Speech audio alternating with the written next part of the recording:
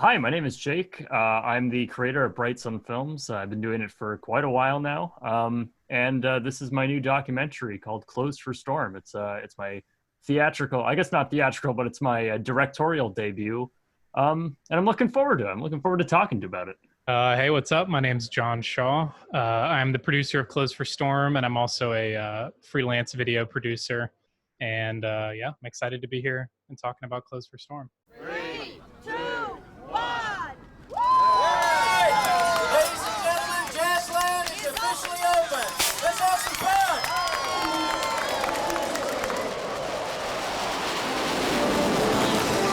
If I would be in the car with someone else and we're driving past it, I would be cranking my head around and like looking at what rides are going. Just remembering all the fun.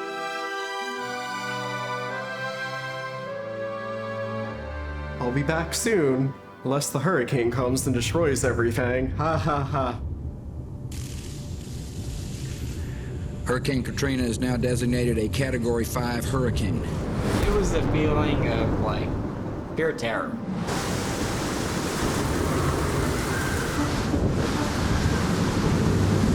Not only seeing images of the park flooding, but the neighborhood that I live in and everywhere, like my entire life being flooded.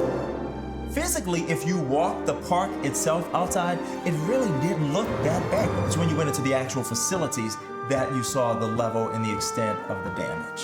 Where you see Six Flags coming in and taking rides out. When Six Flags decided just to take insurance money or whatever they did. The magnitude of that loss and that damage that was done. A brand new theme park would be $200 million. It's devastating. I mean, to think that the city let that park get like that over all these years.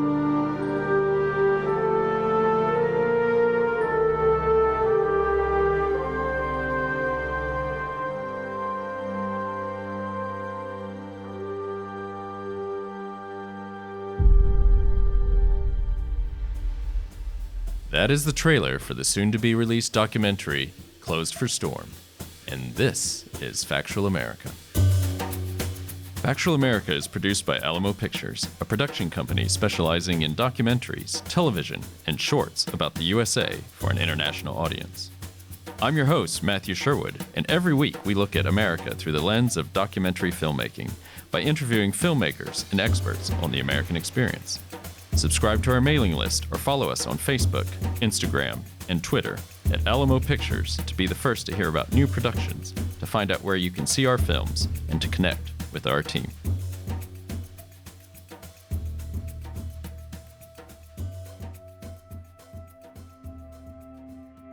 What is it about old, abandoned buildings that can be so compelling and alluring?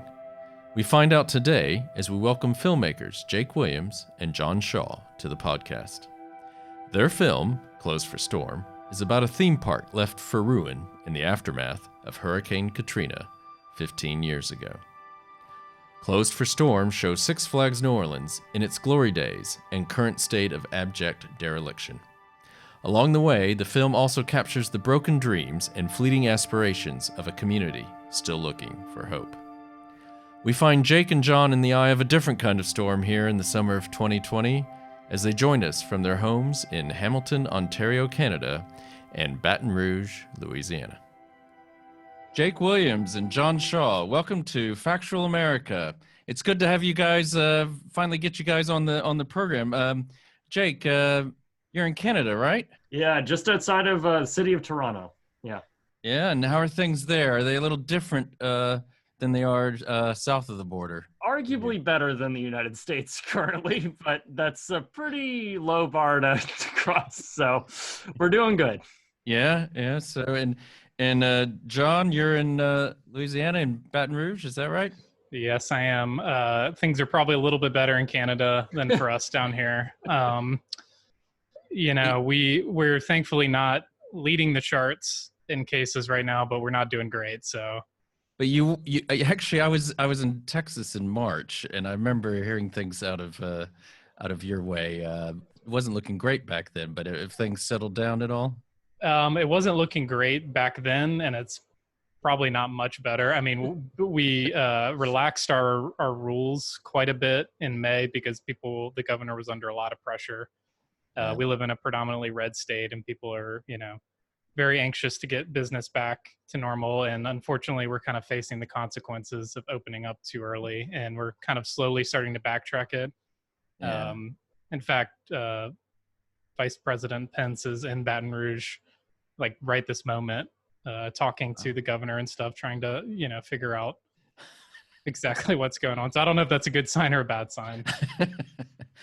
These days, I don't know. I have no idea. It's just your guess is as good as mine, I think, when it comes to this sort of stuff. Hey, well, we could, if we want, we can talk about anything, but we can talk about the coronavirus for the next hour or so. But the reason you're here, and the thing I want to talk about is your film, Closed for Storm. Now, John, what's the status now? Where can we see this film anywhere yet? And when is it going to be released, if it hasn't been? No, it's currently not released. We are kind of our plans kind of got thrown for a loop with the coronavirus, as most people's entire 2020 plans have been. So we finished the film back at the start of this year, and had an entire plan of festival release, just finding distribution and stuff like that, and all that kind of came to a screeching halt. And so we are exploring a lot of different routes right now, and we really want to be able to have as many people be able to see it as possible. And thankfully we do have Jake's channel and the Bright Sun Films channel, which has a pretty big network of people, but we really were hoping for a festival release. And I think even though a lot of the festivals have been canceled, I think there is still going to be a way that we can do it. And it might not be the way we think, but we're talking to the New Orleans Film Festival about some options, and they're really interested in figuring out a way to get people to see it, as... No, I think we can probably would be good to discuss even more about that later. I mean, we have a lot of filmmakers on this program, and that's everybody's going through it. Everyone's going through it, and everyone's got a different view on how it's all going to play out, especially how the festivals will or will not fit into all this going forward.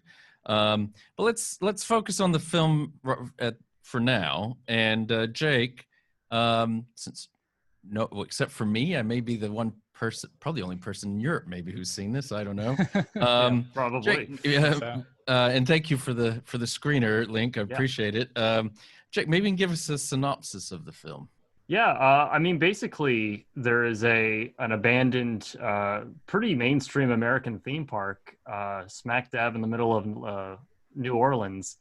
And it's always been a point of interest for many people. A lot of people who enjoy going to abandoned places, that's like their bucket list place to go.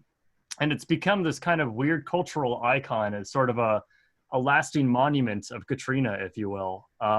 So we set out to sort of tell the story of that property, from the beginning, middle, and then to the very tumultuous, rather unknown future of the property. And I think we do a pretty good job exploring that throughout the entire film. And this is it was first called Jazzland, then it became Six Flags New Orleans. Right. Had a relatively short life, didn't it? It was just... Yeah. Correct me if I'm wrong, John. I believe it opened in the year 2000, right? Mm-hmm. Yeah. So from 2000 to 2005, only opened for 5 years, more or less, and it closed every season. So it wasn't open for very long. And really, the 2005 season, it had just opened because Katrina was in August of 2005, and so it had just opened for their August season.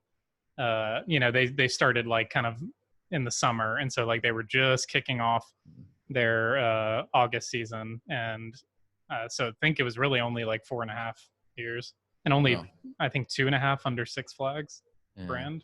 Sounds about right. Yep. Okay, so your film so hour long, very great footage that you've got. Thank you. Yeah. I mean, it's not, you have the ubiquitous drone shots, but they're used extremely well. And I think some amazing archival stuff that made me feel old, because I didn't think 2000 would look so dated, but it looks pretty old. But John, I mean, so are you from the area originally? Yeah, I grew up in Baton Rouge, Louisiana, my entire life, and it's a relatively small city, and so New Orleans is kind of the big city. Yeah. And so, I grew up between both cities my entire life. So Jazzland Six Flags opens up in 2000. What did it mean for New Orleans in the region? Yeah, when it opened, I mean, I was relatively young, but I still remember there being the excitement of there being a theme park, because I think at some point in the film we show a map of the radius of every theme park in the United States, and there was this massive gaping hole in the deep South where if you lived in Louisiana, it was either you drove 8 or 10 hours to Disney, or you drove 6 hours to Texas.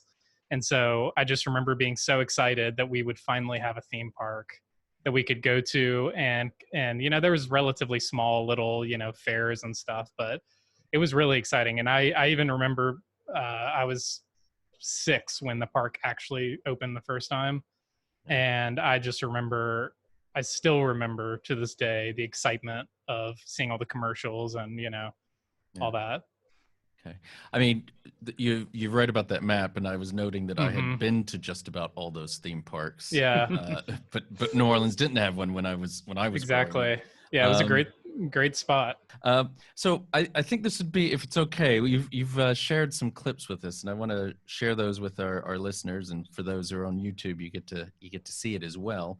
The first clip I think would be good is it's all about the opening, and then we get a little bit of how it quickly that even before the big event happens, the theme park was running into a little trouble. Do you want to set that up? Yeah. So the first clip, we had a wide variety of archival stuff, but pretty quickly we jump into things started off really, really well, and things were really exciting, and there was a lot of hope for the park, but ultimately, pretty much immediately, it was financially unsuccessful.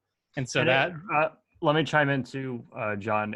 One of the things that a lot of people don't understand, we don't really touch upon it in the film, just because there's a lot of moving parts in the corporations. But Ogden Entertainment, which was the corporation that was made specifically to run, to spearhead their new park division with the new Jazzland Park, they were putting a lot on this. Jazzland was a costly endeavor by a local businessman, and Ogden Entertainment, a brand new corporation made just for this, was created just so they can operate this park. So not only was it launching a new local major theme park, it was launching a brand new corporation that was supposed to be the next big Universal Studios and Disney and Six Flags. So that's interesting. Yeah, there was a lot riding on this park, and there was a lot of enthusiasm with these executives. It was a big gamble too. Yeah. It was a very big gamble, trying to start essentially this new theme park empire is what I guess their plan was. And they were local businessmen, right? Who had this vision for the next Universal Studios. A local businessman who had done a lot of development in New Orleans, and it was his idea to build a massive theme park in somewhere in New Orleans, because that was in their original business plan. As John was saying, the map of the gaping hole of no theme parks in the Louisiana area. Okay. Almost literally a gap analysis showing there was this gap in the market. Well, let's watch that clip, or listen to it, and we'll be right back after that. Jazzland was already being publicized as America's newest major theme park, and in many respects, it was. The park had several themed sections, all originating from a central main street made to look like the famous French Quarter. Circling around a main lake in the middle would be Cajun Country, Mardi Gras, Kids Carnival, and most popular, a land themed off a vintage amusement park in New Orleans, Pontchartrain Beach. These lands were comprised of many different flat rides, flume rides, a simulator, 2 launch towers, an eye-catching sky coaster, and 4 roller coasters. The main attraction, though, was undoubtedly the Mega Zeph, a wooden coaster built on a steel frame, one which was inspired by the Zephyr from New Orleans' very own Pontchartrain Beach. Of course, the Mega Zeph was the signature wooden coaster that we had at the facility. I believe, if memory serves, it was 110 feet tall at the peak of the ride, and it was a great experience. I think everybody reacted very positively. First of all, they couldn't believe that we had an amusement park out there. I think families were thrilled with it. And as I said, the size of the park was great. Kids could play, you could walk around. It wasn't a big Disney that you were worn out at the end of the day. It was, I think it was very well received by the community and especially by families. If a guest did not necessarily go looking for the stories in the newspaper or on television or radio that the park was in bankruptcy, they probably would not have necessarily known that we were. After the second year, and really beginning in the 2002 season, Jazzland did indeed have some financial troubles, and it declared bankruptcy at the end of that season. So yeah, I think that's a great clip there with the got some of the archival footage and all the hopes that sort of Greater New Orleans had about this opening of the theme park. Jake, I mean, what happened next? I mean, there's an allusion there to the bankruptcy or financial problems, but things were starting to look up, weren't they? Yeah, it's kind of sad because Jazzland was this sort of home-built theme park, if you want to say. It wasn't owned by a Six Flags or a Disney or anything like that. So it was sort of an independent park. But the facts were it wasn't working out.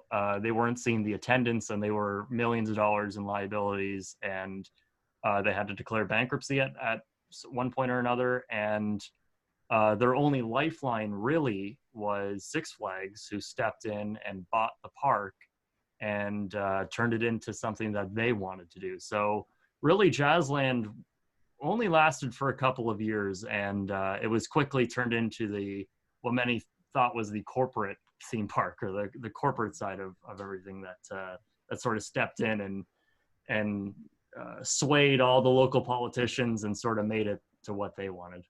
I mean, that's good, just because a lot of our listeners may not know. I do, just because I grew up in Texas, but Six Flags is a big corporate, or was at least. I don't know if they still exist even, Jake, but they big chain of massive, big, large theme parks in the United States. Six Flags, if I'm not mistaken, is the second largest theme park operator potentially in the world, definitely in the United States. Okay. Mm-hmm. And they've operated theme parks in the United States for a long time. They have theme parks all across the states. And even now they're expanding in China, and I believe they had a European division at one point prior to the bankruptcy they went through later on after Katrina. So they were a big company. They had a lot of capital, and when they bought Jazzland, they were going through one of their expansions when they were just buying up all these parks across the country and world, and branding them into a Six Flags park. Okay. So things are starting to look up. Six Flags is on the case, investing, put in some new roller coasters. Yeah. Everyone keeps talking. I think this gets brought up several times in the film. The water park is coming. Once you get the water park, everything's fine. It's hot in Louisiana. Yeah, it is. Very hot. But John, and since you live there locally, then we had Hurricane Katrina. So yes, we did. It's almost 15 years to the day. We're about a month away from the anniversary. Mm-hmm. What was it like to live through that? What do you remember? So I was going into sixth grade when it happened, and I remember, I was still pretty young, and so when you're that age, you don't exactly know what's going on, but it's still such a traumatic memory and such a vivid memory that I remember it. And so I just remember the big small things to start. We were used to hurricanes here, and essentially for us in Baton Rouge, it felt like another hurricane. Like, it just felt like a bad hurricane. We have one every 2 or 3 years. There's some trees down, flooding, power's out, so we went through that. And it was kind of like, all right, let's start picking up the pieces. And my dad had a solar generator at the time. And so we had my whole family kind of gathered in the living room, and we had my grandparents who lived in New Orleans at the time, and a couple other people that were coming to stay at our house, which is kind of like a usual thing when a hurricane hits. Everyone kind of piles into the person's house who has a generator and air conditioning and stuff. And so I just remember we turned on the TV for like an hour or two every night, because that's all the generator power we had. And we were all sitting around this TV and started, because initially, there was no social media, there was no very rough internet coverage, and there wasn't a lot of information coming out. And then I just remember slowly things started to turn, and it was like, okay, wait, New Orleans is taking a lot of water. And then I just remember, the whole mood shifted, especially with my parents, and I didn't quite, grasp the severity of the situation, but I just remember watching the news every night and, thinking how, like, I just remember this thought of like, there's just no way this city, like everyone's just going to have to move out, and they're going to have to bulldoze the whole city, because those images and seeing that, it's just like, there's no way anyone could come back from this. And it was just that feeling for days and days. Yeah, I mean, those images I don't think any of us will forget any of those images coming out. But the one image I don't recall seeing, which you've got a lot of in the film, Jake, is certainly the park not literally underwater, but it's certainly standing in water.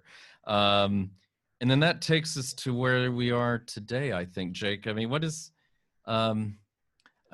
so what's happened? Maybe you can bring us up to, so we're kind of showing the timeline here, just very traditional narrative, but Hurricane Katrina happens, and then that's pretty much it for the park, and that brings us to the current day, doesn't it? Yeah, when Katrina was happening, nobody except the park employees, their minds weren't really on what the theme park was doing during that time. They had bigger fish to fry, obviously. So once the helicopter images started coming out of the theme park underwater, it was staggering. And obviously with that much salt water standing still about 7 feet surrounding the park for weeks on end, slowly draining, it's going to cause serious damage. And the rides, there's a whole scandal through the whole thing. We sort of touched on that in the movie, but to cut it short, Six Flags had inevitably decided that they didn't want to own the park anymore. They were going through their own financial difficulties, so they just said, you know what, fine, we'll take whatever's valuable and leave. And that's exactly what they did. They grabbed some roller coasters, literally, and left, and they just abandoned the property. The city bought it off them, sort of, and now it's the city's problem, and it's been like that since 2005. So now we have this abandoned theme park with most of the stuff still inside, the water line still from Katrina present everywhere inside the park, that's just stuck in time, and like I mentioned earlier, a monument of Katrina, one of the lasting scars of New Orleans, really. I think that takes us to a second clip, because what it is a little teaser for our listeners and those who watch, gives a little view of what the park kind of looks like today. And there's a woman who plays a relatively prominent role in this film who leads us through. Who's she? And maybe you can set up this clip for us, Jake. Yeah, her name's Patricia, and she owns a local laser tag facility. Yeah, that comes out. And because she had a laser tag facility, she had plenty of younger employees, so she would always get group discounts going to Six Flags, and she would always take them out on the weekends and every once in a while. So she was already in themed entertainment, if you will. So she was already quite interested in Jazzland when it came through. So she was she frequented the park a lot. They all had annual passes and such. So I think she was especially devastated, particularly in the clip that you're about to see, when she's actually walking inside the park for the first time since Katrina. So it's quite an emotional moment for her, I think. All right. Well, without further ado, let's go see that clip.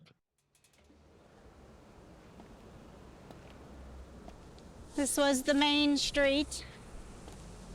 All the gift shops were along here and were air conditioned, which was very nice in the summer.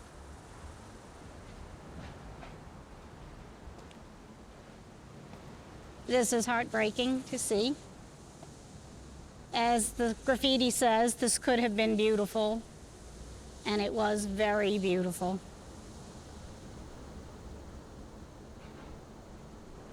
Very sad now.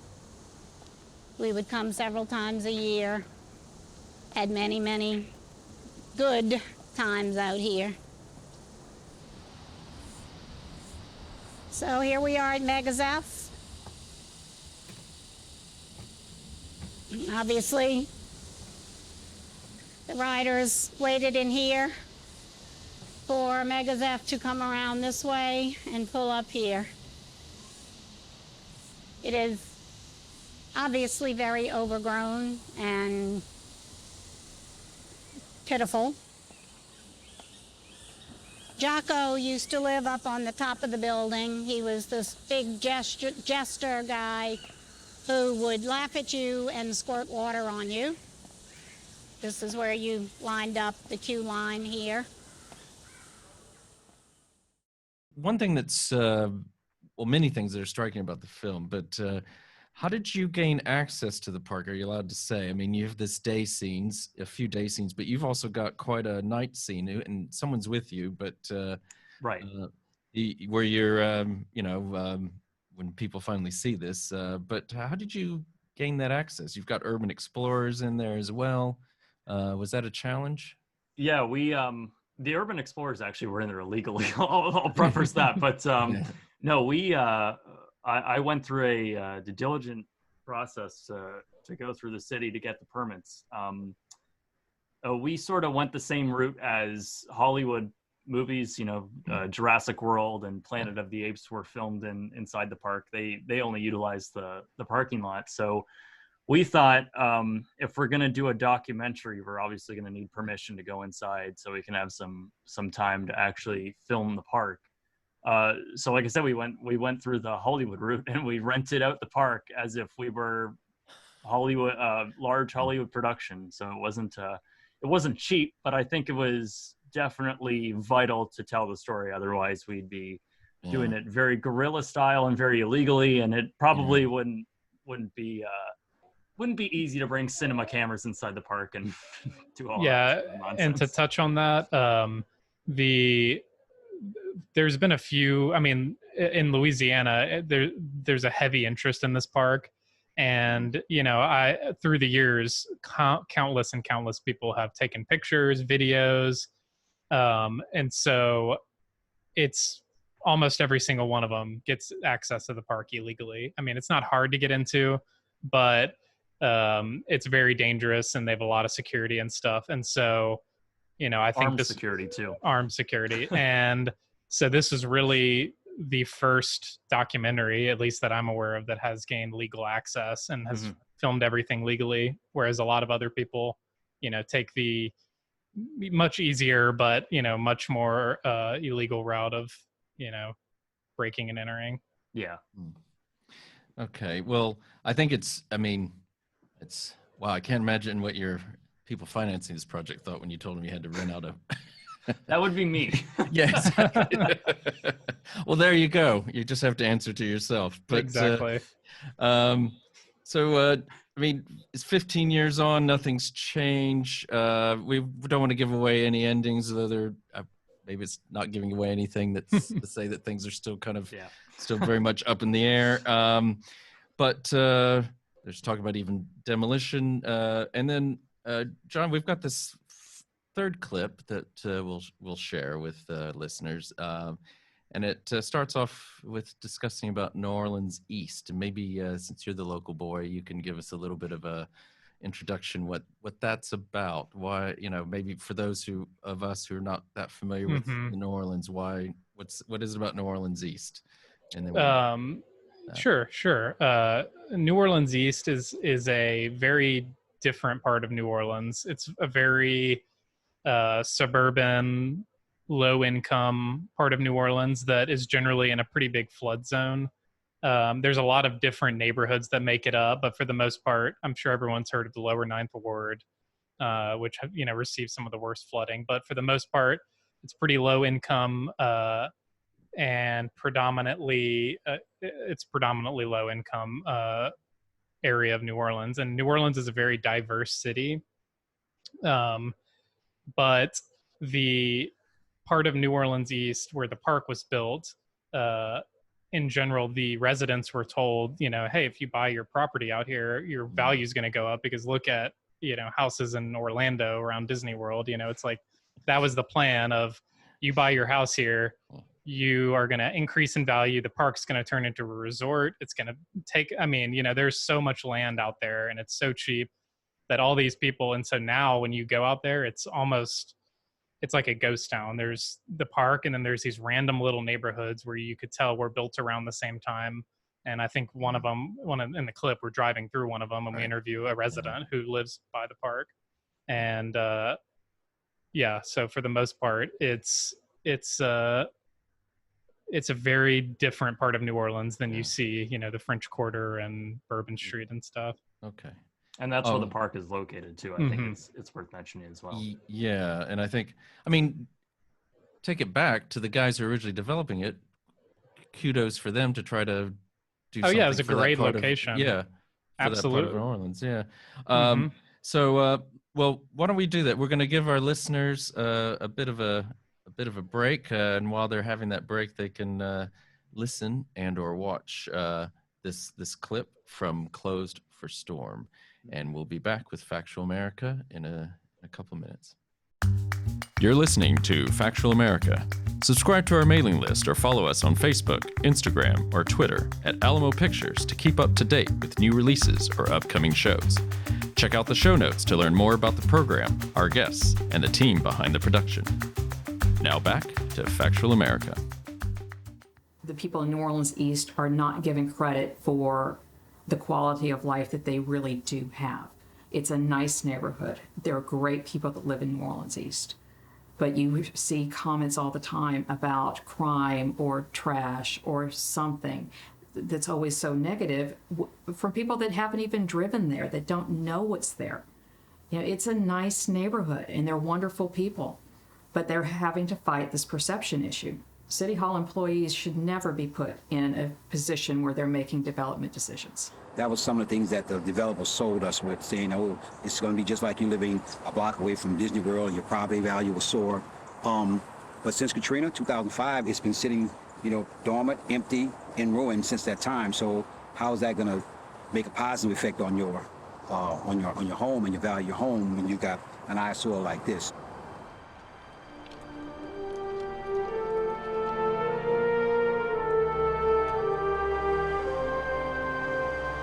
I would think that if this was in downtown New Orleans, it wouldn't take this long for the city to actually do something with it, By being out here in this neighborhood or whatever, I guess they're just taking their time. We're talking 2005 and now we're in 2020. You take a walk up on my deck and you take a look over the back, and what I remember seeing years ago was a bunch of forested, beautiful. So now you come up here and of course with the first 100, 200 feet, you see the trees, but then you see a parking lot that's empty with rusted out lights, and then you see the roller coaster off in the distance that's sitting dormant and it's just sitting there or whatever. We just would hope that the city would do something with it. Welcome back to Factual America. I'm with Jake Williams, director, writer, and narrator, and John Shaw, producer of Closed for Storm. Jake, we've been talking about Jazzland, or actually Six Flags New Orleans, the theme park, the iconic theme park that lies derelict there in New Orleans. Yes. And that is the subject of this film. But like all good documentaries, what is this film really about beyond being a monument to Katrina's lasting damage? There's a lot of issues I think we touch upon. One before the break we were just talking about is sort of the promise of wealth and property value to the people, often the poorest communities in New Orleans East that surround the park, where they were promised higher property value, and now they likely have lower property value after everything was said and done. which is a bit of an issue. I think we also touch upon sort of the bureaucracy in the city. We don't really take a side on anything, but we definitely talk to people who claim, at least, that they have the money to redevelop this property, Right. but the city won't let them, and instead the city wants to spend taxpayer money to demolish it and put nothing there. So it's an interesting proposal that these two sides, the private developers and the city, has. So it's a bit of an issue, and I think everyone in New Orleans and everyone at home, I think, would likely side with the developers. Yet it's sort of unclear as to why the city chooses to go this way, and I think that's something we pose as a question rather than an answer, I guess. Yeah. Yeah. I mean, I guess the point, I think you give some figures in there, 20 something million to demolish, 30 something million to get it up and running, and a new one would cost 200 and something, million to build. So Right. it's, I guess it's the question of who would run it, but I don't know. But as you say, it's a question left. It's left unanswered, but it is interesting because you obviously have these people who are very committed and very, they do want to bring this back, and very much so. Very dedicated fans to bring the park back. Like I said, the city is very sort of stubborn on the whole thing, and they really would prefer just to demolish it and have nothing there, which is it's interesting. Yeah. So let me ask you, what is, because we actually had a nice phone call a few months ago, actually, and it's taken a while to get you guys on, but what is so damn compelling about abandoned amusement parks and shopping malls and brands and things like that? Jay, I'm alluding obviously to Bright Sun Films. Yeah. I feel like I'm with YouTube royalty here.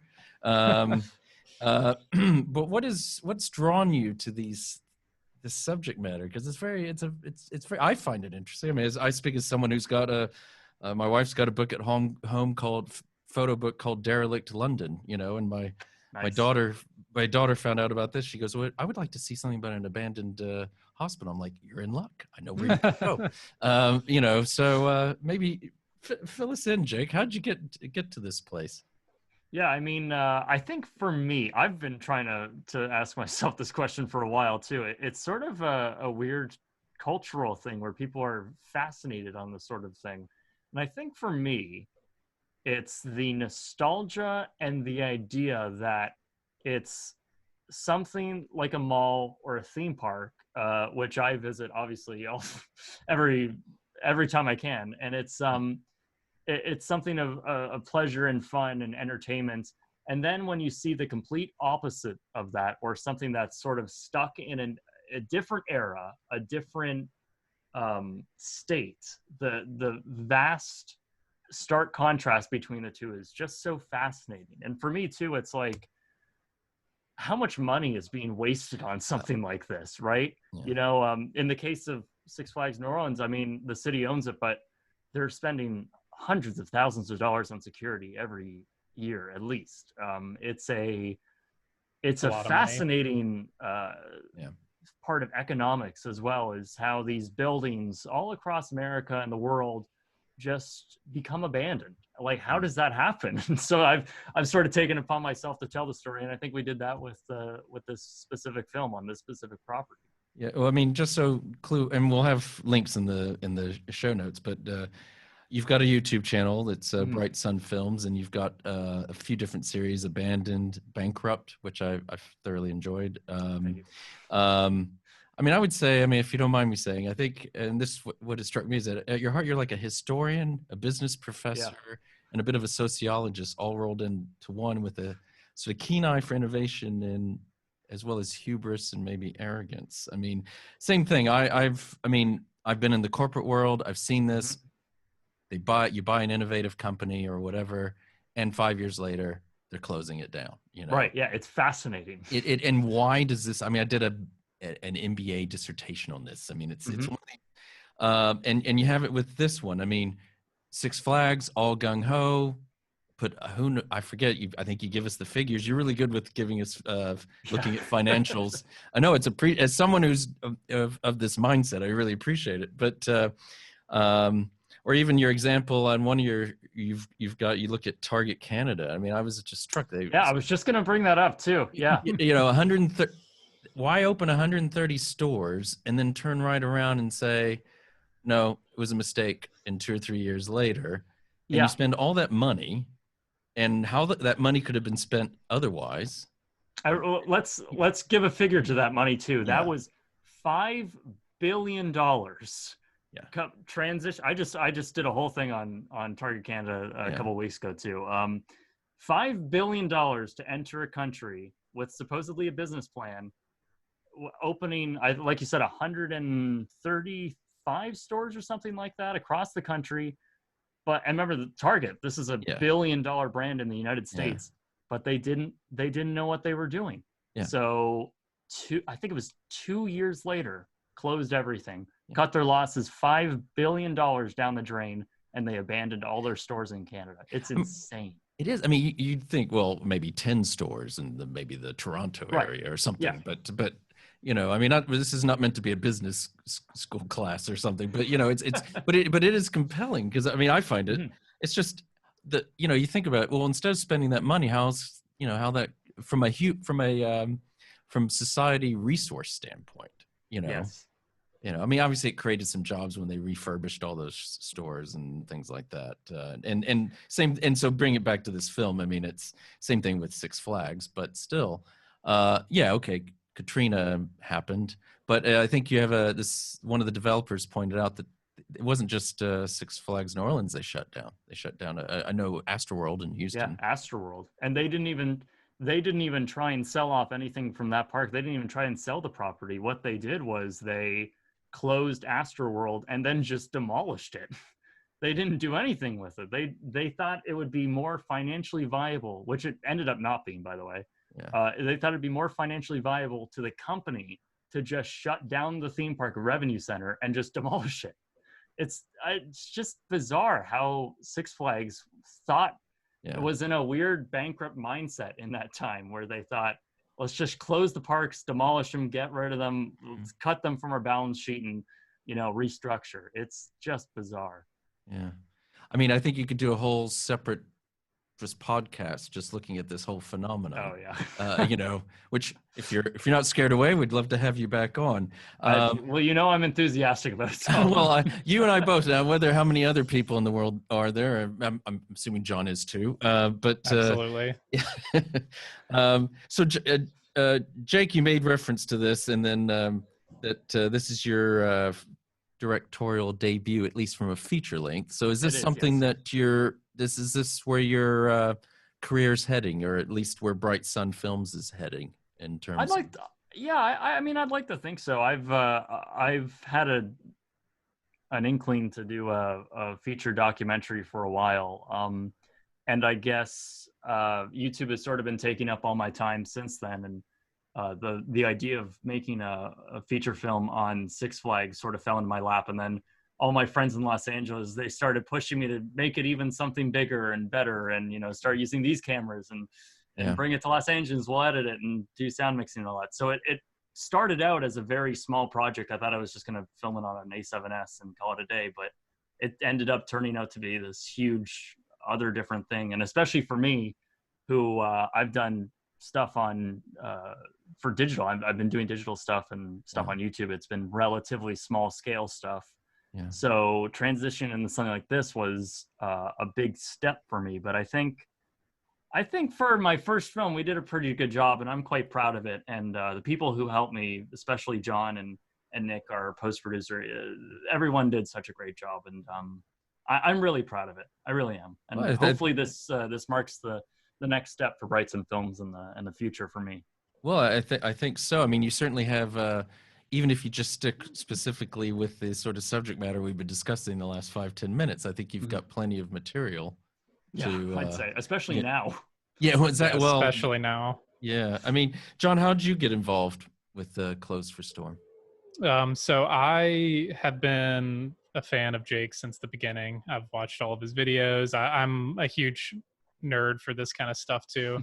I love abandoned stuff and kind of the nostalgia of it, kind of like what we were talking about, and seeing the difference. And so I reached out to him a while back and told him, hey, if you're ever in Louisiana, because I'm a freelance video producer, and so I, work with cameras and editing, and I kind of am like a one-stop shop. And so I told him, I was like, hey, if you're ever in Louisiana working on a project, let me know and I'd be glad to help. And so just so happened that it was perfect that Hey, I got the perfect project for you. his first feature documentary was in Louisiana. And so I came on board and helped, and ended up securing all those interviews. And we, I joined the project after they had filmed at the park already. So I was not there for the filming in the park. And that happened kind of urgently because there was a news article published that the park was being demolished back last summer sometime. I think it was like May of 2019. They kind of cycle through those news articles. It happens almost, once a year, but it seemed pretty credible. And so they kind of rushed and got everything together and went and did their filming in the park, which I would have told them not to, because they did it in the middle of June in New Orleans. And so, bad idea. Yeah, I wish I'd been involved then and told them, hey, maybe wait, a few months. But it worked out great because then I was able to get involved, and we went back a few times and filmed the interviews and kind of did a lot of the rest of the film. And it was an awesome project, and I really, really enjoyed being part of it, and still being part of it. And John, what are some of the, besides COVID obviously, but what have been some of the biggest challenges in making this film?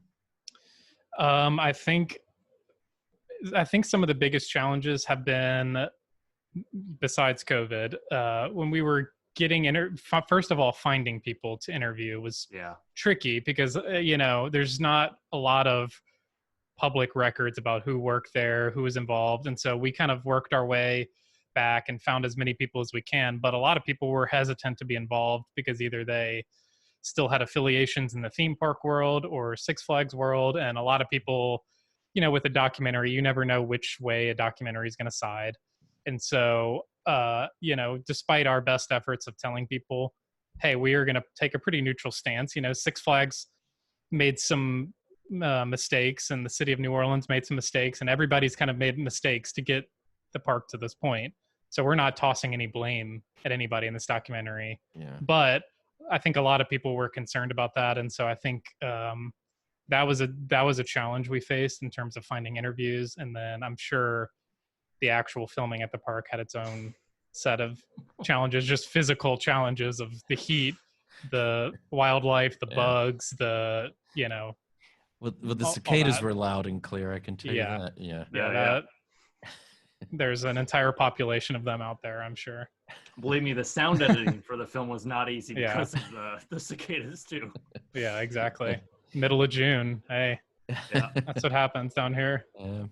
And speaking of sound, and one thing that I wasn't expecting before I watched this film, but was the orchestral score that you have, and I was very impressed with that. And I looked it up, and I saw that you've got Matthew Jordan leads on the project. Yes.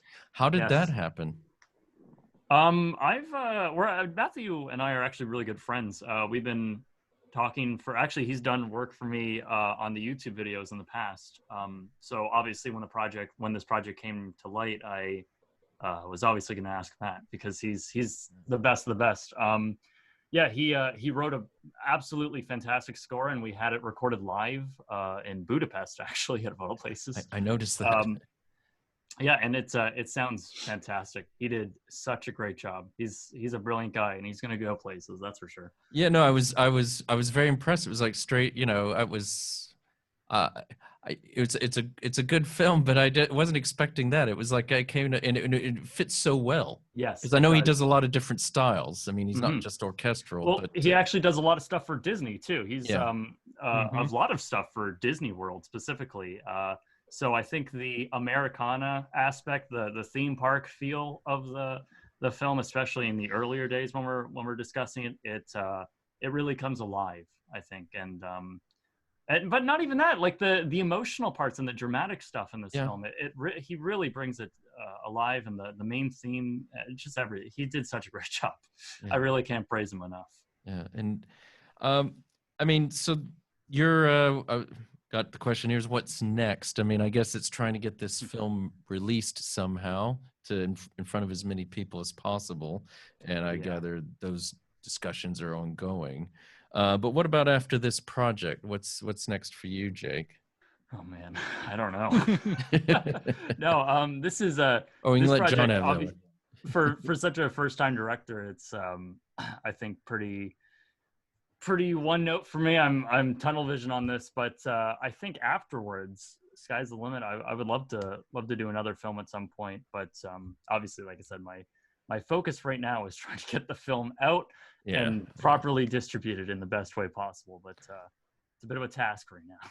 And since we're there at this point, I mean, John, chime in if you want. I mean, how is that? How are those discussions going? Are you finding it really hard going? Because I mean, I know people have got you've got a great film. I've got a lot of people with great films, and they're finding it surprisingly hard, given all this word we're hearing about there not being enough content out there. Yeah, it's difficult because the natural course of like an indie film would be, hey, you have a festival run, festival release, festival run, get a distributor, distribute, the natural course. But everything is thrown for a loop right now, and all the festivals are trying to decide, hey, do we want to do the festival? Is our, what is the federal or state lockdown procedures of if we're actually legally allowed to do this festival? And then if not, are we going to do it digitally? And then how does that work? Where, ticketing, and there's so many things that go into that. Ticketing And so copyright and all that. Yeah, I think we're kind of taking it day by day, because we really had hoped to premiere it at the New Orleans Film Festival because that felt right for us. And, we knew that there would be a huge audience of people down here that would be interested in it. And, there's already been a lot of support just from people I know that have, driven by the park every day. And so I think the New Orleans Film Festival was our natural home for the release of this, and I think it still might be. We're really hoping that things can improve here and the film festival can happen some way or another. And so I think we're going to try and do as good of a festival run as we can, and we're talking to a few distributors right now that seem promising. And so we're hoping that through these festivals we can come up with a more concrete plan, at least by the end of the year, that we can have a way for everybody to see this. If not, if things aren't better in the at least United States by then, we're gonna have to have another discussion. But I have faith that that things are gonna work out, because like you said, there is no shortage of people wanting new content right now, and it's all just about getting people connected with the content creators. I mean, do you think there's still a role for, who knows, but do you think there's still a role for the festivals in all this, or is that you think that's a good question? Change? I think there is. I think it might after this year it might be different, because the whole idea of the festival is not only to debut and screen your film to like an audience, but also it's for making connections. And there's a lot of physical aspect that goes into, doing a festival run, in terms of, flying out there, having dinner with people, shaking hands, getting caught. Like there's a lot that goes into a festival that's not just, hey, here's a bunch of people that can watch my film. Because if we wanted that, we could just put it on YouTube and we'd have, a big audience. And so I think it's going to have to change. I think that every festival right now is going through that, and they're trying to figure out what's the best way to do things. And the ones who don't are just, straight up canceling. And, New Orleans is is facing a lot of issues right now. COVID is very rampant there, and we're dealing with that. We just had a pullback on some of the openings down here in Louisiana. And so we've been talking to the film festival and it's literally for them, it's day by day. It's they're talking to the mayor and the city council, but ultimately the film festival is very low on the priority of the city officials right now, so understandably so. Yeah, I mean, it's going to be tough. Yeah. Mm-hmm. I mean, Jake, I want to then turn this to you because given what we were discussing and things you've done on your on for Bright Sun as well, and I think you, if I may say, a bit of maybe an outsider's perspective in terms of the film industry. Yeah, and, no, I definitely say that. Yeah, and I mean, it's meant as a compliment. And then, and I think you've probably got an eye for innovation, or certainly an eye for where certainly businesses have gotten things wrong. What do you, just generally, I mean, do you see the film industry, is it ripe for disruption, you think? Well, you're seeing a shift right now with studios who are choosing not even to do a theatrical run. They're doing straight to streaming, which is the next big shift, I guess you would say. Who knows if it's the future, because we've been talking about doing all these streaming services for a while, and now you see services like Quibi, which will be a great episode of Bankrupt one day, I'm telling you this now. Who are, it launched with $1 billion behind it. Jeffrey Katzenberg is, the creator, and it's not doing very well at all. That's what I hear. Yeah, I think the newest Washington Post article came out with, they have 72,000 active users on it, or paid users on it right now, which is abysmal. So it's interesting to see who is going to survive and who isn't. You've seen like Go90. I remember Verizon, that was their version of a streaming service back in 2011 or whatever. So Disney Plus, Netflix, who knows if Peacock's going to do well, and the others, they're all seeming to get the market share. However, what about the other studios and what they're going to do? It's interesting to see whether or not movie theaters are even going to be around in the next couple of years as well, because they are hemorrhaging money at a horrifying rate, and people who love going to theaters it may boil down to independent theaters at one point in the next 10 years. So it's interesting to see where the industry is going. And you would think right now, like you guys had mentioned, that all these companies and networks, they would be buying up content right now. But in fact, they're still pretty gung-ho on making their own original content, which I think is their way of trying to diversify their own streaming services. Disney Plus is very gung-ho about making their own content for their streaming services. So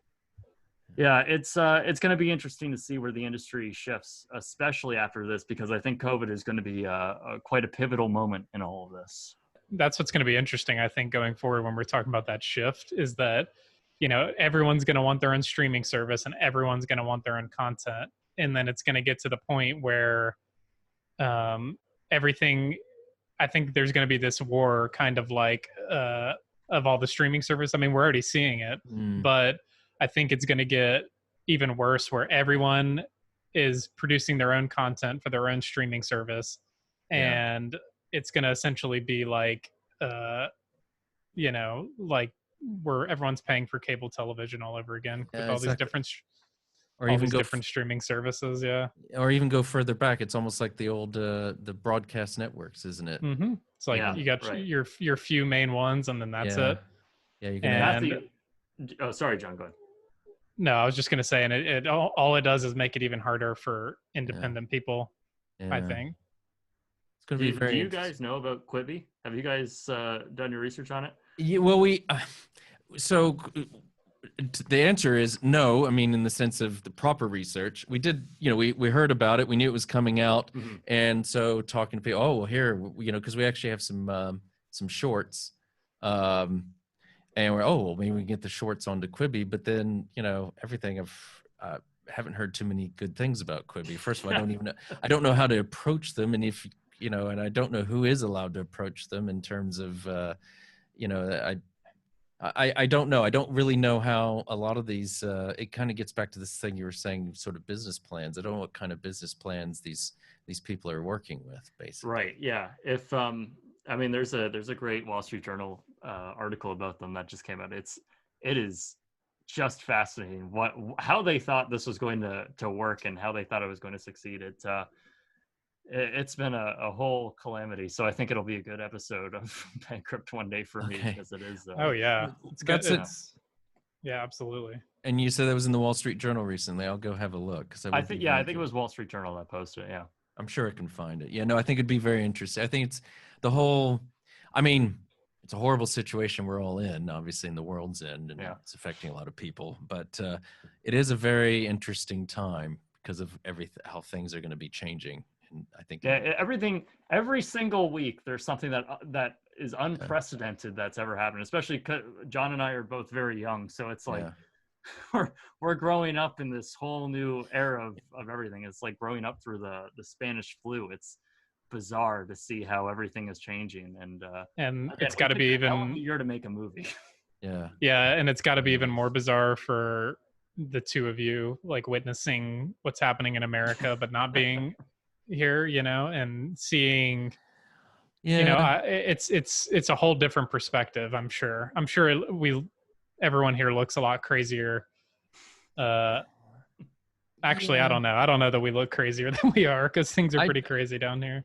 I think what has happened is a bit of maybe some of the veneer of. Mm-hmm. I mean, I live in Europe, and it can be very frustrating because Europeans have always got this view of the U.S. which is a bit distorted, and I think there's plenty of things to be critical about, but they often criticize the wrong things, I would say sometimes. But I think what has happened is you got a bit of the veneers been taken off, and absolutely. In that sense, the U.S. is really not looking that much different than a lot of other places. I mean, in that, not necessarily in a good way, if you know what I mean. I mean, we've got riots in Serbia, and we've got things going on in other countries, and those scenes in sort of the Midwest, and people practically storming state houses in Ohio and Michigan and places like that. But I think that's what so many foreigners get angry about, is because the United States always, or at least citizens of it, always like to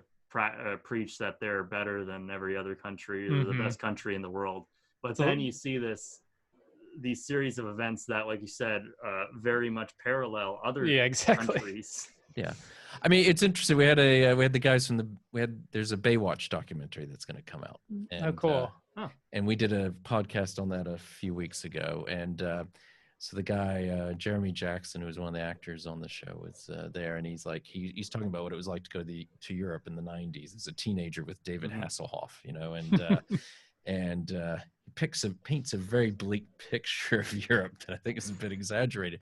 But even then he turns around and he goes, but now we realize that they were not as good as we thought, and it's sort of the crows are coming home to roost. I mean, it's it is a crazy. 2020 is just absolutely it's got to be the maddest years, craziest years that any of us, no matter how old you are, are gonna ever live through, I would hope. But I mean, it's from my own personal standpoint, given when I grew up, I mean, I realize now that stuff that was happening in the 80s and 90s, which relatively was so tame, those were the exceptional decades. Yeah. Mm-hmm. Because you hear about stuff happening in the 60s. Well, that's kind of stuff's happening again. You hear about stuff like swine flu in another era, and you hear about wars and things like that. It's just been, I mean, when I was home visiting my parents, and I just turned to my dad, who's 90 actually, I said, I realize this is a crazy old world we live in. And there was just this time period that was a bit, we were living in a bit of a cloud cuckoo land, basically, I think, not realizing that actually it is just one crazy messed up world sometimes. And we're living in one of the craziest, most messed up years that I can remember. Absolutely. Yeah. It's my grandfather, he passed away last year, but he was 100 years old. So he was born in 1919. And I can only imagine if he lived through this year, it's got to be one of the weirdest years he would have ever lived through. And he was born through both world wars. Yeah. So it's just bizarre. This year is crazy. And I think that the everyone having social media and a phone and a camera has only amplified it, because I think that have been events like this year in the past, but I think that they haven't been. It's like, the pilot light has been lit, but then everybody having a phone and a camera and social media and constant updates on everything has been like the gas to the fire of every event that's happened in 2020. Even the pandemic, of the spreading of information and misinformation has been greatly, whereas maybe back in the day, if they told everyone to wear a mask, hey, wear a mask so you don't get sick, maybe back in the day everyone would have listened. But now that there's such a widespread Exactly. Well, I was having this I was having this conversation with my daughter, and I said, well, I'm one of these people, maybe it's my age, but I like to think of someone who has, it's right to be skeptical, but if someone's got lots of degrees and done a lot of research and and tests and things like that, and they give you advice that it would be Probably better listen. off wearing a mask or something, then you tend to listen to them. But these days it's everyone's like either self-diagnosing or they're, I got on the phone and I just did these symptoms and I've obviously got cancer, or I've got, and then I don't even think people go that far. I think that exactly. Or I don't know, someone said, I read someone's on the internet saying that masks are whatever it is. I mean, I never thought masks would become a political football. Yeah, it's the ease that information and misinformation can now be spread is the reason that I think we're in the state that we're in, because I don't think if misinformation had a way to spread, I think that everybody would listen to doctors and listen to people who have done research and are knowledgeable on the topic. When they say, hey, maybe a mask will help slow the spread of this disease, I think it'd be a non-issue. Well, I think people nowadays, they choose the facts that they want, regardless of whether or not it's true. But I think also there's a side of people who have just been so badgered down by what is true and what isn't, and all these people who don't trust anyone anymore. So it's like there's this severe mistrust among the citizens of. I would assume it's only America. In the UK, are people at the same level afraid to wear masks? No, I think in the UK is a very unique. Every country's unique, and but I think the interesting thing that's been happening here, and it all gets caught up in the politics. But if I was to give the current prime minister and the government some credit, is that one thing that they have always been worried about was that if they inundated with people with rules from the very beginning, that the typical British mindset would be they would just kind of grow tired of it and kind of ignore it, basically. Right. So they're phasing in next. So a lot of phasings. Things happen a little more slowly here. So they're phasing in masks in retail out. If you go to a shop or a store or anything, starting next Friday, you'll have to wear a mask. Well, why aren't we having to wear them now? Very similar to how Canada's doing it. Yeah, I think then there's where you see the similarities. Right. I've been to Canada a few times myself. I think it's so it's much more of a on the whole, much more of a I should add even keel sort of society. But at the same time, I think let's face it, it's summer, it's Britain, and It's hot. It's hot. It's finally warming up, and you only get 5-10 good days a year, really, if you think about it. You're going to want to go out. You're going to, and everyone be damned. I'm going out. I mean, but I will say that it's one of those places where people like to keep their social distance in the UK generally, naturally. Exactly. I think. So I think it's in that sense it's actually worked out quite well. It's just like one really long extended Christmas in some ways, in that we're used to taking our week off or whatever around Christmas time and just being holed up in our houses, and that's right. And that's a lot of what's happening or has happened. But British mindset.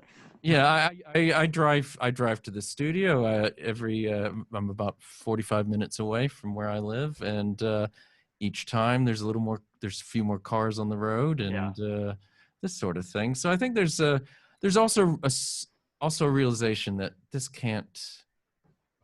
I mean, you have to be prudent, but this can't last forever. Yeah, right. You know, because then you think about what are the people are already talking about, well, if the economy contracts by this much, what are the health consequences of that? Yeah, right. You know, with rising poverty. I mean, one thing about the National Health Service here is that immediately all elective surgeries were gone. I mean, I had, for one reason or another, had to go into a hospital a few months ago, and it was almost like one of your films, but from Bright Sun Films. The place was absolutely empty. Really? You know, I was literally in an empty hospital, going to the one place I had to go to for a blood test, but otherwise it was just eerie.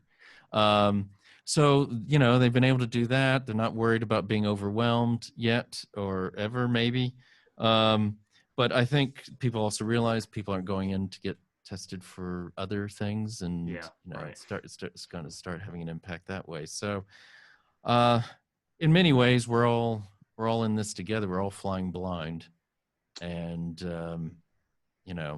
I think you just have to make the best of the worst situation. And I think that's what people are trying to do. And it sometimes does seem a little bit crazy back in the United States. It's not exactly the best case scenario, especially in the United States, but and how this election, and I'm not trying to get political, but I mean just even the practicality of holding the election, how that's going to all work out, and that of course that's going to turn into a political issue as well. Well, and there was on the car over here on the radio on the way over here, some U.S. academic law professor talking about the potential for lawsuits and how that could all play out in November. It's been crazy here because I feel like I'm living in a movie for the first part. That's like living in Contagion. That's what it is. Literally. I finally saw that the other day. Yeah, it's scary. The similarities are insane though, aren't they? It was. I watched it with my family, and everyone's our jaws were dropping. I mean, it was just like, I mean, it was absolutely. I mean, give Soderbergh a lot of credit, and everyone else who worked on that film, and they nailed it. They absolutely nailed it. I mean, I don't think we realized. I mean, I didn't see it when it came out in 2011, but if we'd only known, I mean, that should have been. Everyone should have been made to watch that film as soon as this was all declared a pandemic. Yeah, I agree. I mean, granted, the virus in that film is a little more deadly. Yeah. I think they say in the film it's like 40% fatality rate. Yeah, it's okay. It's a film. It's fiction. You know within a day or two that you've got it, and you drop dead within a couple days, and it's so there's these differences, but the subtleties of how the shots, even how they always concentrate on someone's hand touching a railing or something like that. And the misinformation in the film too, where they sort of. They follow around the gentleman who is spreading his own like conspiracy theory. It's like it's insane, except it's the president of the United States that's doing it this time. Well, exactly. And you know what else is going to be interesting? And I think this might be another Bright Sun Films video, depending on how things go. But with Disney opening back up in Florida right now, things aren't good in Louisiana, and we are slowly trying to backtrace things. But I know Florida, I think, is the leading state right now in terms of like 15,000 new cases yesterday. Yeah, and so I think you're going to be having a video really soon about Disney World, and I'm surprised that because I think in California they didn't open back up, did they? Yeah, they decided not to. Which is it's interesting, and I guess they probably make more money in Florida. I would have. They have so many people on payroll and all that. They're so desperate to open, but okay. Well, I think might have said it before, but I do mean it this time. Unfortunately, our time's up, guys. I just wanted to thank both of you, Jake and John, for coming onto the podcast. It's been a joy having you. Just to remind our listeners, we've been talking with Jake Williams, director, writer, and narrator, and John Shaw, producer of Closed for Storm. which we hope to see in very soon in the near future. Look for them on, we'll look for Bright Sun Films on YouTube, one of Jake's channels. And I want to give a shout out to This Is Distorted Studios here in Leeds, England. And please remember to like us and share us with your friends and family wherever you happen to listen or watch podcasts. This is Factual America, signing off. You've been listening to Factual America. This podcast is produced by Alamo Pictures, specializing in documentaries, television, and shorts about the USA for international audiences. Head on down to the show notes for more information about today's episode, our guests, and the team behind the podcast. Subscribe to our mailing list or follow us on Facebook, Instagram, and Twitter at Alamo Pictures. Be the first to hear about new productions, festivals showing our films, and to connect with our team. Our homepage is alamopictures.co.uk.